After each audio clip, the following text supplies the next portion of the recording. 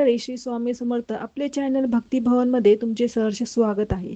स्वामींची कृपा तुमच्यावर आणि तुमच्या कुटुंबावर सदैव राहावी ही स्वामींचरणी प्रार्थना करते आणि आजच्या व्हिडिओला सुरुवात करते.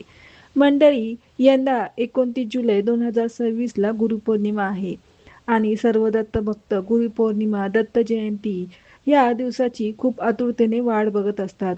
दत्त भक्त, स्वामी भक्त हे ह्या दिवसाची उत्साहाने वाट बघत असतात, आतुरतेने वाट बघत असतात आणि अतिशय आनंदाने, उत्साहाने हा दिवस साजरी करत असतात. यंदा 29 जुलै 2026 ला वार बुधवारी गुरुपौर्णिमा साजरी केली जाणार आहे. हा दिवस म्हणजे गुरु आणि शिष्य यांच्यातील नातं घट्ट करणारा दिवस असतो.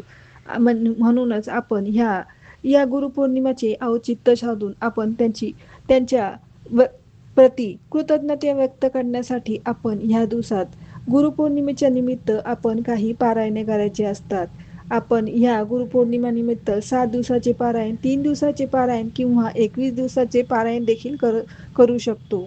म्हणूनच आपण ह्या गुरुपौर्णिमेनिमित्त काही 21 दिवसाचे पारायण कसे करायचे ते बघणार आहोत. व्हिडिओ खूप महत्त्वाचा आहे, पूर्ण नक्की बघा. आपण सांसारिक माणसं आहोत आणि आपले आयुष्य, आपले जीवन हे खूप असे अडचणीने भरलेले असते, संकटांनी भरलेले असते. त्यामुळे आपण आपल्या गुरूंची सेवा केल्यामुळे आपले जे काही संकट आहेत, अडचणी आहेत त्या दूर होण्यास आपल्याला मदत होते आणि गुरुची कृपा सदैव आपल्यासोबत राहते. आपल्या मुलांवर, आपल्या कुटुंबावर सदैव गुरुची कृपा राहण्यासाठी आपण 21 दिवसाचे पारायण हे नक्की करावे. 29 जुलै 2026 ला गुरुपौर्णिमेनिमित्त आपण हे 21 दिवसाचे पारायण करायचे आहे. पारायण करायचे म्हटले तर महिलांना सर्वात मोठा प्रश्न असतो की तो मासिक धर्म. मासिक धर्म आपल्याला आधीमधी कधी येणार हे महिलांना माहीतच असतं. त्यानुसार तुम्ही पारायणाची सुरुवात करू शकता.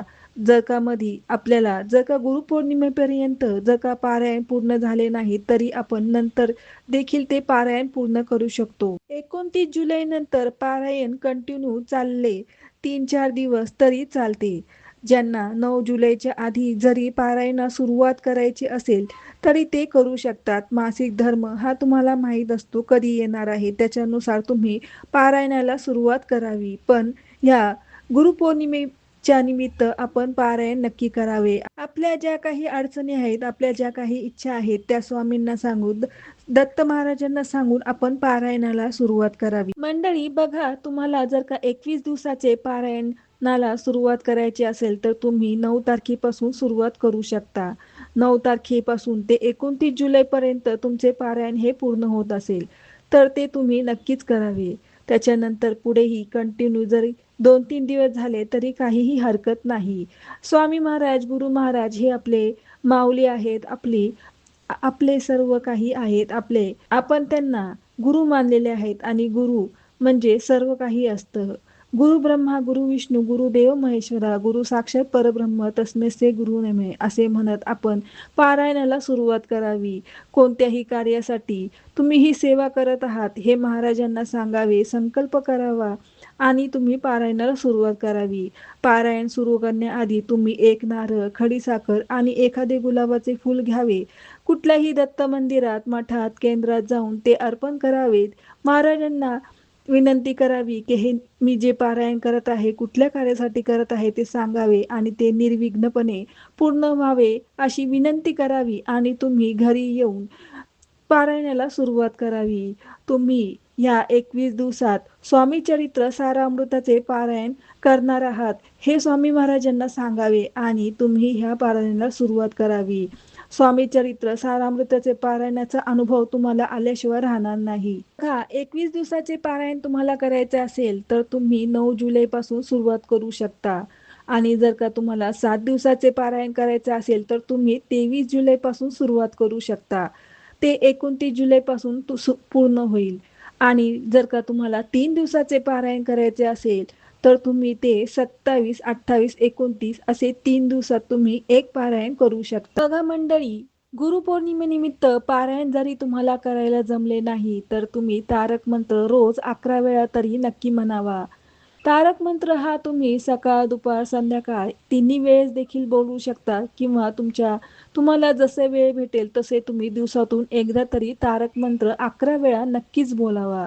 तसेच स्वामी महाराजांचे श्री स्वामी समर्थ, श्री स्वामी समर्थ, श्री स्वामी समर्थ हे असे नामजप स्मरण तुम्ही 108 वेळा तरी नक्की करावे.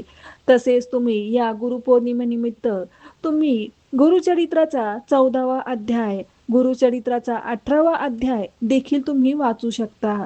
हे अध्याय देखील एवढे प्रभावी आहेत की त्याचा तुम्हाला नक्कीच फायदा होईल, त्याचे फळ भेटेल, गुरुकृपा तुम्हाला नक्कीच भेटेल. महाराजांची, स्वामी महाराजांची कृपा तुमच्यावर नक्कीच होईल. दत्त महाराज हे आपले स्वामी आहेत, दत्त आहेत, हे आपले मायबाप आहेत, म्हणजेच आपले आई वडील आहेत. आपले सुख दुःख हे आपण त्यांना सांगत असतो आणि ते आपले त्या सुख दुःखातून आपले निवारण करत असतात, आपले संकटांपासून आपले रक्षण करत असतात. त्यामुळे तुम्ही या गुरुपौर्णिमेनिमित्त नक्कीच सेवा करा. तुम्ही कुठलीही सेवा करा. दत्तमाला मंत्र म्हणा, रोज दिवसातून एकदा तरी दत्तमाला मंत्र म्हणा किंवा ओम द्राम दत्तात्रय नमः या मंत्राचा जप तर नक्कीच करा. हा जप तुम्ही 108 वेळा किंवा तुम्ही 11 वेळा, 21 वेळा देखील करू शकता. हा मंत्र देखील खूप असा प्रभावी मंत्र आहे.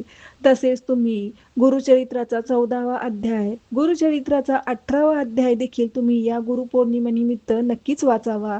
हा देखील खूपच प्रभावी असा ही देखील अतिशय प्रभावी असा सेवा आहे. या ज्या काही सेवा आहेत त्या सर्व प्रभावी अशा सेवा आहेत, त्यामुळे त्या सेवा देखील तुम्ही नक्कीच कराव्यात. या सेवा करताना काही नियम अटी अशा नसतात, पण शक्यतो आपण या सेवा करताना मांसाहार खाऊ नये, परअन्न खाऊ नये. तसेच आपण घरात वादविवाद होणार नाही याची काळजी तर नक्कीच घ्यावी. पारायण ज्या दिवशी तुमचे पूर्ण होईल त्या दिवशी तुम्ही नक्कीच याचे उद्यापन करावे. उद्यापन म्हणजेच आपण जी काही सेवा केली आहे त्याचे आभार व्यक्त करावे. आपण महाराजांना नैवेद्य, वरण भात, पोळी भाजी असा नैवेद्य दाखवावा, आरती करावी आणि याची सांगता करावी. घरात एखाद्या स्त्री किंवा पुरुष किंवा एखाद्या जोडप्याला आपण जेवायला नक्कीच बोलवावे आणि या पारायणाची सांगता करावी. पारायणाची सांगता कधीही अमावास्येला करू नका, एकादशीला करू नका. इतर दिवशी केली तर काहीही हरकत नाही. तर मंडळी बघा, हा आजचा व्हिडिओ पारायण कसे करावे, कुठल्या सेवा कराव्यात, कधी सुरू करावे, 7 दिवसाचे पारायण कधी करावे, 3 दिवसाचे पारायण कधी करावे आणि कुठले मंत्र दत्त महाराजांचा बोलावा, तसेच आपण काही नियम अटी आहेत ते देखील आपण आजच्या व्हिडिओमध्ये बघितलेले आहेत. तर मंडळी, आपल्या आयुष्यात काहीतरी काम अडलेले आहे आणि ते पूर्ण होतच नाहीये. आपण खूप प्रयत्न करत आहोत आणि ते वेळेवर पूर्ण होण्यासाठी महाराजांची कृपा, गुरु महाराजांची कृपा आपल्यासोबत असावी, त्यासाठी हे प्रभावी सेवा आहे. तुम्ही नक्कीच या सेवा करा आणि गुरु महाराजांचा, स्वामी महाराजांचा, दत्त महाराजांचा तुम्ही नक्कीच आशीर्वाद मिळवा. आणि मंडळी, गुरुपौर्णिमेला दत्त महाराजांच्या मंदिरात तुम्ही नक्कीच दान धर्म तर नक्कीच करा. तर अशा प्रकारे तुम्ही गुरुपौर्णिमा करा, पारायण करा, सेवा करा. तर मंडळी, अशा प्रकारे आजचा व्हिडिओ इथे संपवते. व्हिडिओ आवडला असेल तर नक्की लाईक करा. आता भेटू पुढच्या व्हिडिओमध्ये. तोपर्यंत श्री स्वामी समर्थ.